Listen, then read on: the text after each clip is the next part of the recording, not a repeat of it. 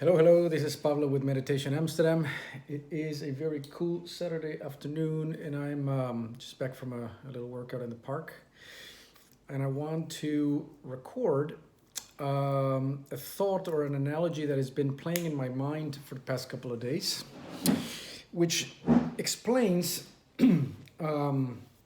something that I begin to understand a little bit more on entering flow, the idea of entering the state of flow, which is to many in psychology and neuroscience the ultimate state of the mind, because it's supposed to make you very happy, and it's when things kind of click into place when you're in flow. And I've been experiencing flow more and more in everyday life, and even more intensely during formal meditation practice, and also during Tai Chi practice. In fact, practicing Tai Chi is the is the systematic practice of flow, without all the, well, how to put it, several activities can put your mind into flow, but they do so almost as a byproduct. Whereas when you practice Tai Chi and meditation, what you're trying to do is you are trying to actively and systematically put your mind into flow as the primary thing that you are doing. So the analogy that I've been thinking about has come up as a result of the experience of flow that happens more and more. So I was listening to this lady giving a Google talk about meditation and what an uncultivated mind or an immature mind tends to do. And by immature mind, we're not talking about maturity in the external world sense of the term, right? So you think of maturity as someone who has emotional stability and maturity, and who takes responsibility about things, and knows how to deal in social situations, all that good stuff. That's not what we're talking about. Mental immaturity, in the spiritual, if you will, or the cultivation sense of the word, is immaturity in the sense of a mind that has very little degree of self-realization. So where the sense of self is very much absent, so that the mind is consumed by its own internal chatter, and by all the external sense perceptions that are going through. So an immature mind, so this analogy that I was thinking about is that when you think of a wheel, right, like the invention of the wheel, right, was more like the discovery of the wheel, if you will. So when you think of a wheel, you think about a system that has the ability to be in perfect smooth flow. That's the reason a wheel works. It's because, say you have a road and you have a wheel, and its roundness gives it this ability to flow with the road in an uninterrupted, smooth way. All right. So think about the most awkward wheel that you could create. What would be the most awkward shape that you could think of for a wheel? To my mind, it would be, I was thinking about a triangle, like that's super clunky, right? But maybe even a more awkward shape would be like a very thin rectangle, right? It offers a lot of surface, right? And to get it to move to the other side, it's like clunk, donk, donk, right? And so that's like, you would never think about making a wheel shaped like a rectangle. You're even just better off sliding it forward and try to make it spin, right? But let's think about a triangle, because there's at least the hope that it'll spin from one of its three sides to the other. But it takes a lot of effort to get it to move around, and it's very clunky. It's very awkward. You would not put triangular wheels on your car, right? It's an obvious thing. You would put wheels that are as round as possible, right? Minimizing the contact to the surface, and making it so that whichever area of the wheel is on the surface, it can perfectly roll onto the next area of the wheel, next surface point of the wheel, in totally smooth fashion. So in a sense, an uncultivated or spiritually immature mind is kind of like a triangular shaped wheel, or maybe even a square, or maybe even an octagon. It doesn't matter. It has a lot of discrete size that keep making it clunky. What does that mean in practice for a mind? What it means is that it is going around scouting the environment on a constant basis because it believes that the external environment is something from which it either needs to protect itself or from which it needs to derive value. In other words, the old sort of Buddhist definition of aversion and craving as the two main drivers. So you're constantly scouting the environment. There are things that you consider either yucky or scary, and you go, "Ooh, I have aversion against that," or things that you find yummy or valuable to you, and you start to crave for those. So aversion, craving, and so the thinking mind, or the uncultivated mind, is utterly externally oriented, trying to assess goody or baddie all the time. And then once it finds something that makes something that gives it a kind of emotional spike, either for good or bad, it then wraps itself around it, right? So it goes like, oh, here's something that I really dislike. And it just wraps itself around that fearful, what would you call it? Trigger in the environment. So it has a fearful trigger, it wraps itself around that fearful trigger, right? Or something that it finds yummy or attractive or profitable, and it wraps itself around that, right? So what happens is that in that wrapping itself around something in the environment, your triangular mind has stopped flowing, and it has landed on a large part, on a large surface of its triangular shape, and now it's very difficult to move it to the next side because it's completely wrapped around this form and the environment. So it's landed on this very flat part of its triangular shape, and it's stuck there, right? Like it has stopped flowing. So what happens is that your mind, in an uncultivated way, it wraps itself around one thing after the next. So it goes clunk, clunk, clunk, and therefore that's how you experience reality. You experience reality in a clunky way. In fact, you're not even experiencing reality in a clunky way. You are stuck in something that happened in the past, and your mind is wrapped around it. And while reality is flowing, as a matter of fact, you are stuck in something that was perceived a day ago, or 5 minutes ago, or 5 seconds ago, as opposed to flowing with the flow of reality, which is in constant motion.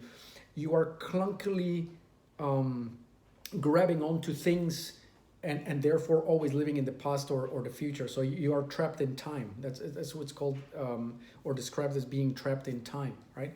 So you clunkily grab onto things, and your mind grabs onto them because it either is afraid of them, and therefore it feels the need to try and control them, or it believes that it'll bring it happiness, so it again feels the need to try and control them, right? So this need to try and grab onto things in the environment, and as opposed to just letting them flow one after the next. So a clunky mind, an uncultivated mind, can be compared to a triangular wheel. It clunkily grabs onto one thing after the next, and in that grabbing, in that trying to seize and trying to control, and in that trying to make something permanent, which cannot be permanent, it disconnects itself from the state of flow, right? So in the state of flow, your mind is like a wheel, and it has it is just like a wheel. The surface with which it touches the road, which can be compared to reality in this case, it is very small surface touching the road, and therefore it is always on the edge of the now, so to speak, right? But because it's always on the edge, it's always flowing, always moving. It keeps itself grounded in the edge of the now, and it just flows to the next shape of the now without having the need to suddenly stop and grab, which would make it become clunky again, right?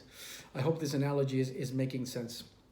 So so what you do when you're practicing meditation and when you're practicing Tai Chi or all these practices that put your mind into flow is that you're turning your mind into a perfect circle that is always flowing with the edge of the now and with the reality of the now, and not trying to grab onto something that just went by and then you just go like, and it extends you into time, and you become this, you start to just overextend and not flow with things. So if you want flow, the ultimate way for achieving flow, of course, is surrender to the flow of the now, in whichever way it's taking. So so that's where the non-doing practice enters the picture, of course, and it's something that has to be cultivated, because the nature of the mind, the nature of the surviving mind, so to speak. I mean, if you look at what your mind-body entity is trained to do, and you know, from let's say yeah, what would you call it? Genetics. What drove genetics to get to the point where your mind body exists today? It's a high ability to survive, and therefore to detect either danger or value in the environment. But that detection of danger and value, of course, is very deeply ingrained. So if you want to step out of that, at least momentarily, to be more in a sense of flow and enjoyment, is to just let go of whatever is dangerous or valuable, and to take everything exactly as it is, but moment by moment, and therefore your mind becomes more like a wheel, right? So another analogy that I was thinking about this, and I might make a separate video of it, is that reality is like an ever-flowing river, and whenever you want to cling to a part of that river, it's almost as silly as taking a glass full of water out of a river and then claim to say, look, I've captured part of the river. I was thinking about you know, these gift shops in like beaches and places like I remember Cancun, right, in Mexico. They would sell you like these little souvenirs that say, you know, this is a square inch of the Cancun beach that you can take with you, which is acknowledged as being a ridiculous idea. And it's so funny. It's like that's part of the thing, is that you know that of course you're not taking part of the beach with you, because that's not what the beach is, right? The beach is the experience of being at the beach, but you would take a little square inch and put it in a bottle, you know, with a little cork, and say like, here you go, you're taking a square inch of the Cancun beach. Well, so it's the same thing, right? The river of reality is flowing, and what your mind is trying to grab onto is similar to taking a glass and say like, look, you know, I own now a permanent part of the river of reality.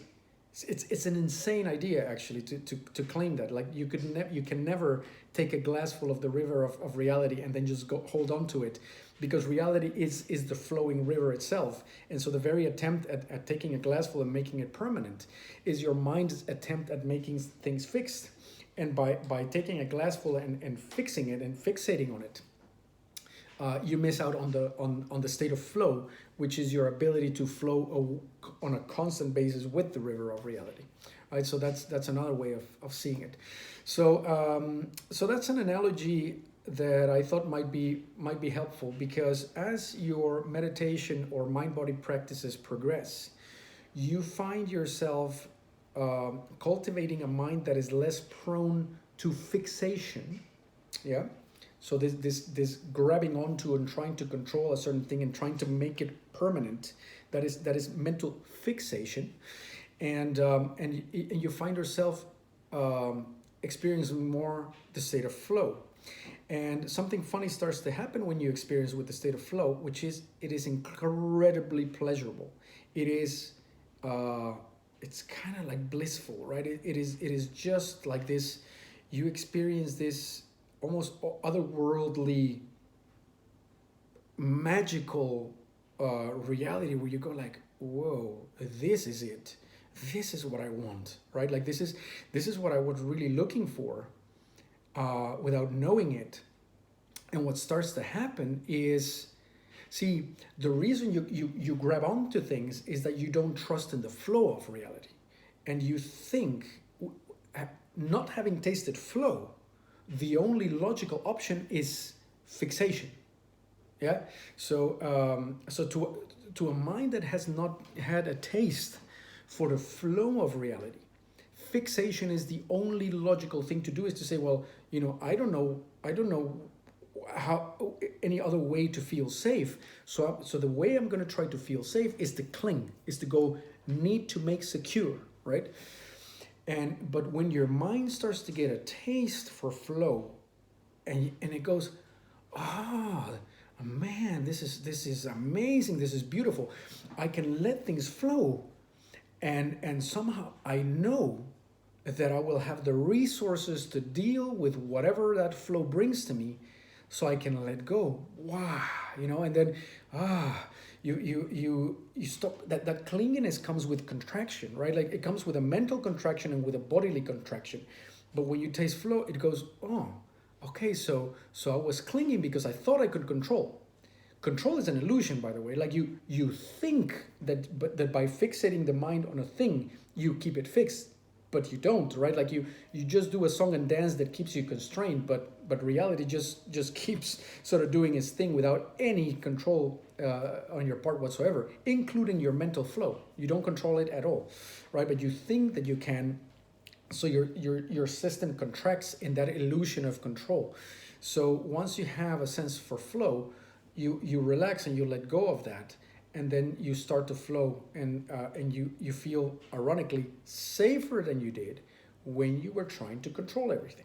Yeah, so you let go of the illusion of control, of the fake sort of story that you told yourself that you could try to, like, manhandle things around, and and then your mind becomes this perfect flowing wheel, and things feel very pleasurable and very safe. They feel safer than they did when you were trying to control things, right? Because now you know that you can't, but you also know that you don't have to, and that when you don't try, you feel ironically safer and you feel ironically happier, okay?